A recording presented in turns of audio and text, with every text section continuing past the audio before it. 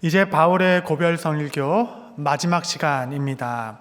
그는 과거 에베소 교회의 사역을 회개하였고 그는 또 현재 나는 성령에 오롯이 매여 있습니다 라고 말한 후에 이제 교회 목양을 담당하실 장로님들께 주의 몸된 교회를 부탁합니다 라는 간곡한 권면의 말씀을 드리게 됩니다. 여러분, 장로 직분의 제1소명은 무엇일까요? 그것은 목양입니다. 하나님께서는 장로를 교회의 감독이자 목양자로 세워주셨습니다. 우리는 안수 집사할 때 안수를 하죠. 그분이 혹 장로가 된다면 장로 안수를 또 줍니다. 그분이 혹 목사가 되기로 하여 임명받는다면 목사를 위한 안수도 또 받게 되죠. 여러분, 같은 안수를 더 그냥 세게 헌신하라 라고 거듭 주는 게 아닙니다. 직분에 따른 안수가 다르기 때문에 다른 안수를 받게 되는 것입니다. 안수를 통해 새로운 직무를 교회로부터 부여받게 되는 형식이 되는 거죠. 교회의 직분은 순차적으로 올라가는 계급도 아니고 신앙의 연륜을 인정해주는 명예도 아닙니다. 교회 안에 목사, 장로, 권사, 안수집사 등의 직분은 각 개인의 은사에 따라 받게 되는 하나님의 부르심인 것입니다. 목사는 가르치는 일을 잘해야 합니다. 장로는 목양을 잘해야 합니다. 안수집사는 봉사의 일을 잘하는 신실한 교회의 일꾼이 되는 것입니다. 권사는 기도와 권면의 어머니 역할을 감당하시는 것입니다. 보통 이 시대의 담임 목사에게 요구하는 세 가지 직무가 있다. 우리는 이렇게 얘기합니다. 그 세 가지는 설교, 행정, 목양. 담임 목사가 설교를 잘하면 교회는 부흥합니다. 행정을 잘하면 교회가 질서 잡히게 되죠. 목양을 잘하면 교회가 따뜻해집니다. 반면 설교를 잘 못하면 보통 교인들은 견디다 교회를 떠나게 되죠. 행정을 잘 못하면 분쟁이 일어나 담임 목사가 교회를 떠나기 쉽게 됩니다. 목양을 게을리하거나 잘 못하면 말씀은 너무 좋고 교회도 질서 정연한데 왠지 교회가 좀 차갑게 느껴집니다. 마치 환자가 수술은 잘 됐는데 생명은 없는 그런 형국이 되는 거죠. 여러분, 이 세 가지의 모든 직무의 핵심 동력은 신실한 말씀의 선포에서 나오게 됩니다. 목사는 교회를 신실한 말씀으로 잘 먹이는 직분이라고 하겠습니다. 같은 요리도 조금 더 맛있게, 기왕이면 좋은 그릇에 담아서 성도들을 말씀으로 풍성히 먹이는 목자가 바로 목사의 직분을 받은 자라 하겠습니다. 저는 저의 외할머니에 대한 좋은 기억이 하나 있습니다. 당시 전기밥솥이 없었던 것도 아닌데 할머니께서는 겨울이면 항상 갓 지은 밥을 그릇에 담아서 아랫목 이불 아래 넣어 두시긴 하셨습니다. 저는 그것도 모르고 집에 들어와서 아이 추워 하면서 이불 속에 쏙 들어갔고 그때마다 발로 밥그릇을 차기 일쑤였습니다. 밥을 찬 이후에 할머니 여기에 왜 밥을 넣으셨어요? 이렇게 얘기했죠. 미리 해놓은 밥이라도 혹시라도 식지 않을까 뜨거운 아랫목에 이불로 꼭꼭 덮어두시며 식구를 맞이해 주셨던 분. 우리는 그때 단지 밥만 먹은 것이 아니었겠습니다.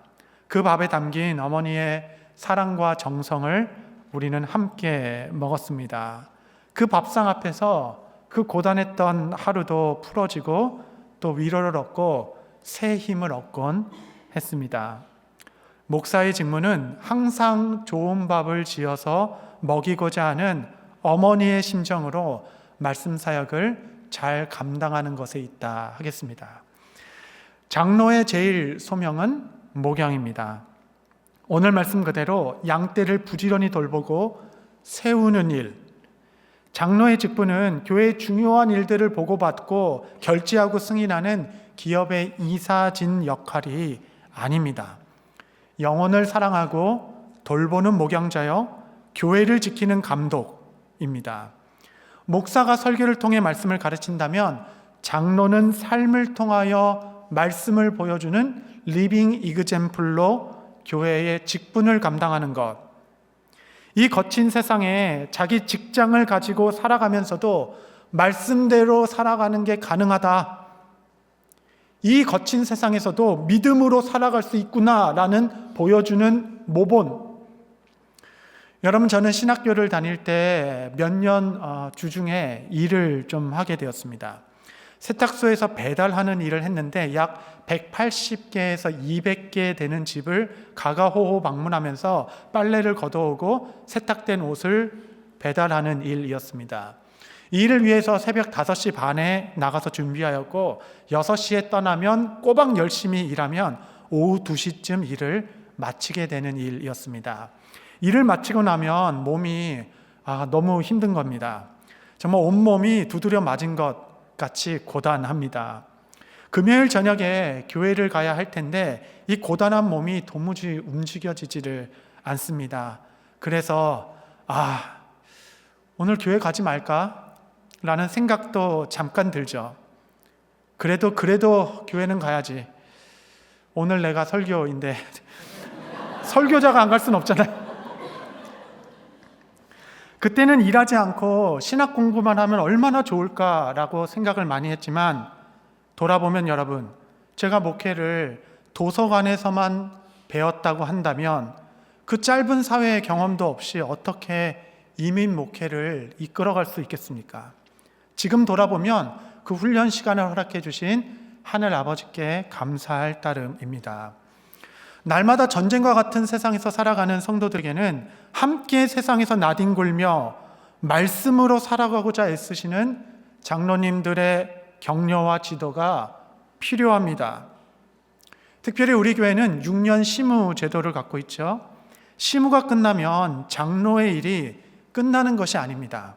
일부분은 끝나는 것이죠. 하지만 오히려 본연의 임무가 남아 있습니다. 그것은 주님 오시는 그날까지 교회와 하나님 앞에서 서약하신 대로 성도를 사랑하고 돌보고 보살피는 목양의 일을 하는 것, 내게 맡겨진 공동체 한 사람 한 사람, 어린 아이들까지 이름을 알아 사랑하고 섬기고 가르치고 돌보는 일. 저는 우리 교회 출석하시는 장로로 임직받으신 모든 분들에게 이 사랑의 수고가 있게 되시기를 바랍니다. 이 본문은, 오늘의 본문은 목양의 지침서입니다. 사실 목양은 장로님들만 하시는 건 아니죠. 우리 모두의 일이겠습니다. 지난주에 공동체 투게더가 있었는데 우리 교회 기둥과 같은 180명의 우리 순장님들, 350여 명의 우리 양육자 분들, 300여 명의 교사분들, 무엇보다도 양육의 제일 소명자인 이 시대의 부모님들, 성도인 우리 모두는 목양자로 섬기는 것입니다. 모든 목양자들에게 주는 사도의 권면 20장 28절 말씀, 한번 교육관 본당 다 같이 한번 읽겠습니다. 시작. 여러분은 자기를 위하여 또는 온 양떼를 위하여 삼가라. 성령이 그들 가운데 여러분을 감독자로 삼고 하나님이 자기 피로 사신 교회를 보살피게 하셨느니라. 목양자를 향한 권면은 두 명령으로 되어 있는 겁니다. 전반절에 삼가라, 후반절에 보살피라. 첫 번째 권면은 삼가라라는 말씀입니다. 특별히 자기 자신을 위하여, 양떼를 살피기 전에 먼저 자기 자신을 잘 살피라. 교회를 지키기 전에 먼저 내 자신을 지켜라. 이것이 목양자들의 주는 제1의 권면. 언제나 목양의 제1번지는 자기 자신입니다. 건강한 리더가 건강한 공동체를 이루게 됩니다. 내 영혼의 목양.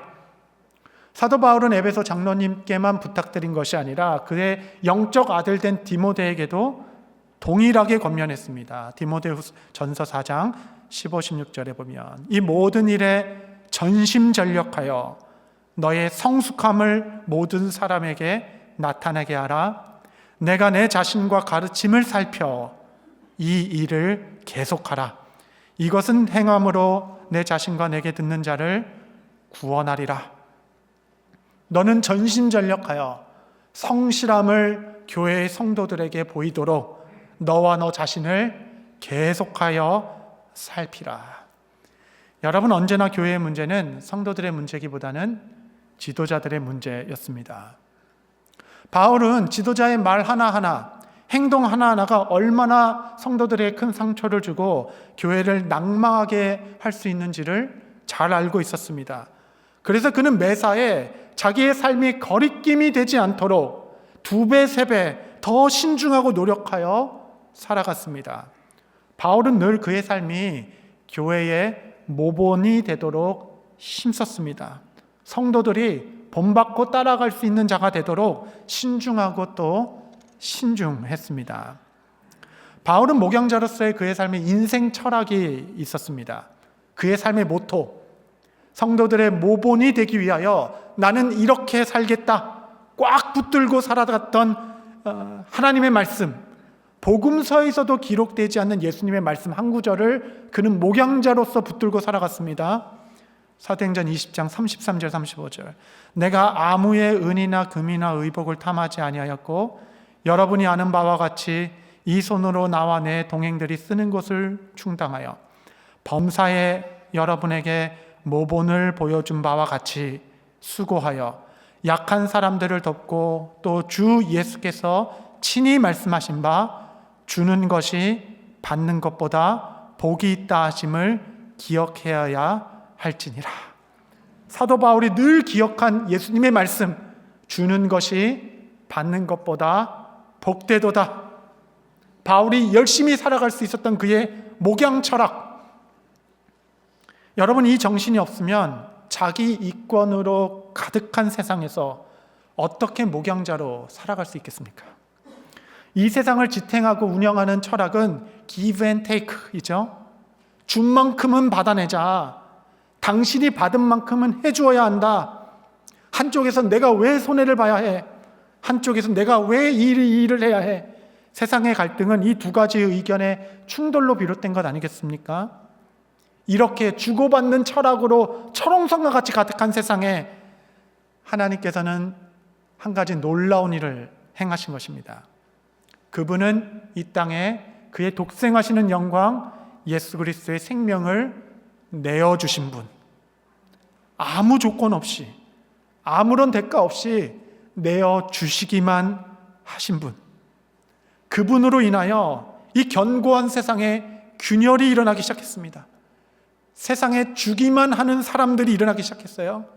내어주기만 하는 사람들, 그 사람들은 바로 크리스찬들이었습니다. 그들이 세상을 흔들기 시작했습니다. 세상에 감동을 주었습니다. 나는 이미 다 받았다 말하며 조건 없이 내어주기만 하는 사람들, 이들이 바로 목양자입니다. 누구나 다 받고 싶어 하죠. 그러나 예수님께서는 주는 것이 받는 것보다 복되다 말씀하셨습니다. 이왕 예수 믿고 살아가는 한평생의 인생길, 식사 대접받는 삶보다 밥 사주는 인생이 되겠다라는 선한 결심이 있게 되시기를 바랍니다. 주는 것이 받는 것보다 복되다, 이 신념 하나로 나는 거리낌 없이 살겠다. 이것이 목양자의 인생 철학. 하나님께서 여러분의 삶에 더 풍성한 복 주시기를 바랍니다. 그래서 많이 나누고 많이 베풀어주는 모본이 되는 삶. 목양자를 향한 2번째 권면은 양떼를 보살펴라 라는 말씀입니다. 너 자신을 두루 살폈다면 이제는 양떼들을 돌아보는 것이 바로 목양이겠습니다. 그들을 보살피라. 성경은 여러 곳에서 우리를 양에 비유합니다. 이유는 우리가 영적으로 양의 습성을 고스란히 담고 있는 자들이기 때문일 것입니다. 양을 키워본 적이 없는 우리는 양을 생각하면 아주 하얗고 뽀송뽀송한 예수님의 손에 안겨있는 어린 양을 상상할 테지만 실제로 방목되어 있는 양들을 보면 여러분, 깨끗한 양은 한 마리도 없습니다. 양은 혼자 살 수 있는 것이 거의 없는 짐승이기 때문에 목축을 한다는 것은 굉장한 고된 노동일 것입니다. 제가 조사를 좀 해보니까 양은 우선 굉장히 약한 짐승입니다. 날카로운 이빨도 없고 그렇다고 황소처럼 억센 뿔도 없습니다. 날카로운 발톱조차 없습니다. 그래서 사나운 맹수가 나타나면 자기를 방어할 수 있는 유일한 수단은 도망가는 것뿐인데 다리도 짧고 느려서 스스로 보호할 수도 없는 짐승입니다. 심지어 시력도 심한 근시를 갖고 있어서 일찍이 멀리 맹수를 볼 수도 없고 그렇다고 냄새에 민감하여서 미리 위험을 감지하지도 못합니다. 그런데 고집은 또 얼마나 센지 한번 길을 가면 그 길이 그냥 파일 때까지 그 길만 고집스럽게 걸어가고 가다가 웅덩이가 있으면 그 웅덩이를 좀 피해가는 융통성도 없어서 웅덩이마다 빠지고 장애마다 걸려 넘어지는 짐승이 바로 양입니다. 그런데 여러분, 그렇게 넘어진 양은 다리가 짧기 때문에 스스로 일어나지 못한다라고 합니다. 때에 맞는 목자의 도움 없으면 웅덩이에 빠지고 넘어져 버둥거리다가 거기서 기진하여 죽는다라고 합니다. 그래서 목자는 늘 양의 수를 헤아려야 합니다. 늘 양의 수를 세다가 한두 마리가 모자라게 되면 아이고 여기 또 어디에 그냥 넘어져서 버둥거리고 있구나 생각하여 빨리 찾아 그를 일으켜 세워준다라고 합니다. 얼마나 고지식한지 한번 풀을 뜯어 먹으면 여기 풀이 없으면 조금 옆에 가서 먹으면 되잖아요. 그게 안 돼서 그냥 그 풀을 뿌리까지 다 뽑아 먹고 그 위에 또 배설을 하고 그 위에 또 앉아서 쉬고, 그래서 목자가 부지런히 목초지로 옮겨주지 않으면 병에 걸리는 짐승이 바로 양입니다. 약할 뿐만 아니라 미련하기도 하여서 앞에 양을 따라 그냥 어디로 가는지 모르고 주주장창 따라가기만 한다라는 거예요. 2005년 터키에서 일어난 사건을 기사로 읽은 적이 있는데 절벽에서 양 500마리가 다 떨어지게 된 것입니다. 보니까 앞에 양이 걸어가다 떨어지니까 어디로 가는지도 모르고 그냥 쭉쭉 돌아가서 500마리 중 450마리가 죽고 50마리는 그 완충작용으로 살았다라는 기사를 읽은 적이 있습니다. 양들은 성격도 있어요. 여러분 그거 아시나요? 마음에 안 들면 서로 머리를 들이박기 시작하여 때로는 목자도 머리를 들이박는다라고 합니다. 이사야서 53장에 보면 우리는 다 양 같아서 그릇 행하였으나 그게 우리라라고 말씀하십니다. 이렇게 비유로 말씀하시는 이유는 우리가 다 양같이 약하고 미련하다라고 말씀하고 싶은 것이 아니라 그래서 우리에게는 선한 목자가 필요하다라는 것입니다. 여러분, 우리 모두에게는 선한 목자가 필요합니다. 예수님께서 우리의 선한 목자가 되어주셨고 예수님께서는 그 직무를 우리에게도 나눠주시며 너희도 작은 선한 목자가 되어 내 양떼를 보살피라는 직무를 주신 것입니다. 우리 모두가 양떼를 왜 돌봐야 할까요? 사도 바울은 이렇게 이야기합니다. 20장 28절에 보면 여러분은 자기를 위하여 또는 온 양떼를 위하여 삼가라. 성령이 그들 가운데 여러분을 감독자로 삼고 하나님이 자기 피로 사신 교회를 보살피게 하셨느니라. 여러분, 짧은 구절이지만 이 구절에 많은 의미를 담고 있습니다. 주님께서는 양떼를 내 교회다라고 말하고 계신 것이에요. 이 양떼는 내 핏값으로 산 나의 교회이다. 하나님께서 이 양무리를 향하여 얼마나 큰 목적과 계획을 갖고 계신지, 이 교회는 내 생명의 가치, 내 아들의 핏값으로 산 내 몸의 일부라 라고 말씀하시는 주님. 사도 바울은 장로님들께 이제 곧 이리들의 습격이 있을 것입니다 라고 경계시킵니다.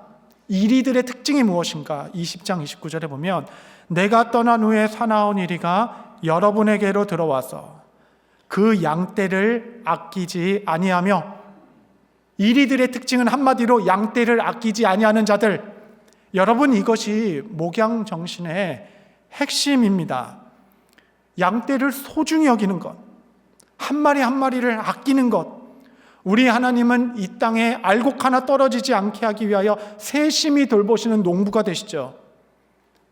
우리 하나하나 한 명 한 명이 아들의 핏값으로 사신 교회이시기에 우리 모두가 이들을 소중히 여기고 아끼는 것.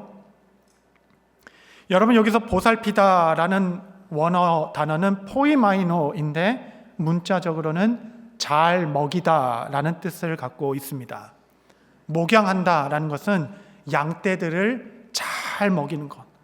목양은 좋은 목초지로 양떼들을 이끌어 그곳에서 날마다 풍성히 먹도록 하는 것. 그래서 목양자는 한마디로 잘 먹이는 직분이 되는 것입니다.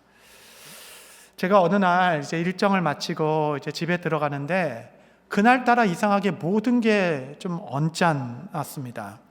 아이들은 아빠가 들어왔는데 인사도 하지 않고 자기 할 일에 바쁘고 뭔가 다 자기 제자리에 있는 것 같지 않고 괜히 말도 곱게 나가지 않고 뭔가 투덜투덜 이렇게 퉁명스럽게 집에 있는데 제 아내가 저를 쭉 쳐다보더니 아니 왜 그래요? 배고파? 생각해 보니까 그날 아무것도 못 먹었어요. 나 아무것도 못 먹었어. 말을 하지. 그러면서 밥을 차려주며 수고했어요 라고 하며 그 밥을 먹고 있는데 이상하게 제 마음에 강 같은 평화가, 집에는 다시 화평이 회복되고 밥을 먹으면서 기분이 좋아지는 제 자신을 보면서 내 인격이 이거밖에 안 되나 막 엄청 자괴감도 들지만 여러분, 좋은 건 할 수 없습니다. 내가 밥을 먹으면서 내가 양육받고 있구나. 여러분, 목양이라는 것은 영적으로나 정서적으로나 육체적으로나 그냥 풍성히 먹이는 일. 주는 것이 받는 것보다 복되도다. 여러분, 이 약속 없이, 이 말씀 없이 어떻게 이 세상에서 목양자로 우리가 살아갈 수 있겠습니까? 성도 여러분, 목양은 영광스러운 직무입니다. 왜냐하면 하나님께서는 이 양떼 하나하나가 내 핏값으로 산 나의 교회, 나의 몸이다 라고 선언하셨기 때문에 그러합니다. 하나님께서 그렇게 아끼셔서 만세전부터 이들의 이름을 아시고 만세전부터 택하신 주의 백성. 여러분, 중요한 것일수록 일찍 결정하기 마련입니다. 얼마나 이 중요했으면 만세전부터, 역사 시간 전부터 너의 이름을 알고 내가 너를 택정하였다라고 말씀하시며 역사를 이끌어 오신 주님. 그러므로 성도 여러분, 순장으로, 양육자로, 부모로, 교사로, 성도로 직분을 가지고 성도를 목양하는 것은 영광스러운 직무입니다. 저는 우리 교회 모든 성도님들이 내게 맡겨주신 양떼를 잘 먹이는 목양자 모두 되게 되시기를 바랍니다. 이제 마지막 세 번째 당부, 가장 중요한 당부입니다. 20장 32절 한번 같이 읽겠습니다. 시작. 지금 내가 여러분을 주와 및 그 은혜의 말씀에 부탁하노니 그 말씀이 여러분을 등이 든든히 세우사 거룩하게 하심을 입은 모든 자 가운데 기업이 있게 하시리라. 사도 바울은 이 장로님들과 교회를 주와 및 그 은혜의 말씀에 부탁한다라고 말씀하십니다. 목양이란 양떼를 은혜의 말씀에 부탁하는 것. 여러분, 진리의 말씀이라는 것은 우리를 훈육하는 겁니다. 그는 날카롭게 우리를 쪼개고 찔러서 우리로 하여금 회개하도록 만드는 것이 진리의 말씀이라면, 은혜의 말씀은 우리로 하여금 회복시켜 주시고 다시 기회를 주고 다시 일어서게 하며 다시 굳건히 세워주는 말씀일 것입니다. 여러분, 우리는 양 같아서 누구나 실패합니다. 누구나 넘어집니다. 후회할 과거가 없는 인생은 없습니다. 그럼에도 오늘 우리가 이처럼 다시 설 수 있었던 유일한 이유는 이 은혜의 말씀으로 인한 은총이었습니다. 언제라도 이 은혜의 말씀이 나를 다시 세워주고 용기를 주고 힘을 주어 나를 든든히 세워주었고 나를 다시 거룩해 하게 하심으로 기업을 이어받게 하심으로 말미암아 오늘 우리가 이 자리에 설 수 있게 되는 것입니다. 이 은혜의 말씀 때문에 우리의 실패가 나의 운명이 되지 않았습니다. 오히려 실패와 잘못이 지금의 나를 만들어 갑니다. 누구도 한 번에 10년, 20년씩 성장할 수 있는 사람은 없습니다.